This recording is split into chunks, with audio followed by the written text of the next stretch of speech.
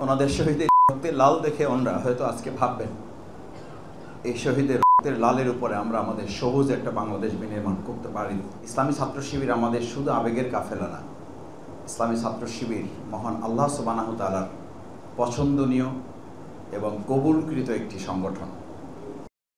আমি সেদিন সেই শহীদের মায়ের কাছে যখন গিয়ে বললাম, আমার সাথে 4 জন কেন্দ্রীয় কার্যকরী পরিষদের সদস্য ছিলেন। আমরা সিদ্ধান্ত নিয়ে গিয়েছিলাম, মাকে আমরা কোনোভাবেই বুঝতে দেব না আপনার সন্তান ইতিমধ্যে শহীদ হয়েছে। আমরা তাকে মিথ্যা আশ্বাসও দেব না। ডাক্তার বলেছিলেন ক্লিনিক্যালি ডেড, আমরা এখনো চেষ্টা করে যাচ্ছি। সেই কথাটুকুই আমরা তাকে বলার জন্য গিয়েছিলাম। কিন্তু আমার জীবনের জন্য ওটা একটা সেরা মুহূর্ত ছিল।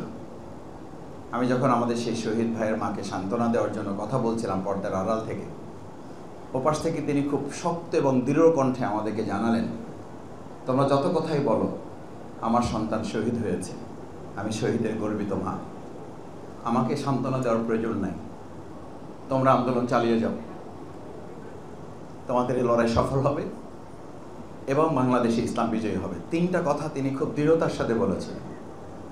উনি শক্ত ছিলেন, আমরা কেঁদেছিলাম। অথচ আমাদের কথা ছিল মা কাঁদবে, আমরা শক্ত থাকব। আমি ইসলামী ছাত্র শিবিরের সেই সময়ের কেন্দ্রীয় সভাপতি, এটা বলতে আমি স্বাচ্ছন্দ্য বোধ করি না। আমি বোধ করি ইসলামী ছাত্র শিবিরের সেই সময় আমার সাথে আমার 7টি কফিন আমি আমার কাঁধে বহন করার সুযোগ পেয়েছি। 8টি কফিনের জন্য আমরা প্রস্তুতি নিয়েছিলাম। আমান ভাই, আমাদের একজন ভাই এখনো বেঁচে আছে, বাংলাদেশ জামাত ইসলামীর তৎকালীন আমির, এবং তিনি তখনও মন্ত্রী। শহীদ মাওলানা মতিউর রহমান নিজামী ভাইকে আমি ফোন করে বললাম, আমাদের 8টি শহীদের কফিনের জানাজা হবে, আপনাকে থাকতে হবে। বলে তুমি কি করে নিশ্চিত হলে? আমি বললাম ডাক্তারদের সাথে কথা হয়েছে, ইতিমধ্যে 7 জন নিশ্চিত হয়েছে, আর একজন অবস্থা ভালো না, এবং ডাক্তাররা আমাদেরকে পরামর্শ দিয়েছেন এটারও প্রস্তুতি গ্রহণ করার জন্য। আমান ভাইকে আমরা দেখে এসেছি। হসপিটালে দেখা শেষ করে আমরা ফিরে আসলাম। ফিরে আসার পর আমরা যখন কফিন সব প্রস্তুত করে, আপনারা মাওলানা দেলোয়ার হোসেন সাইদি রাহিমাহুল্লাহ সেদিন বক্তব্য দিয়েছিলেন মগবাজার আমাদের কেন্দ্রীয় অফিসের সামনে। সেই বক্তব্য এখনও ভিডিওতে পাওয়া যায়।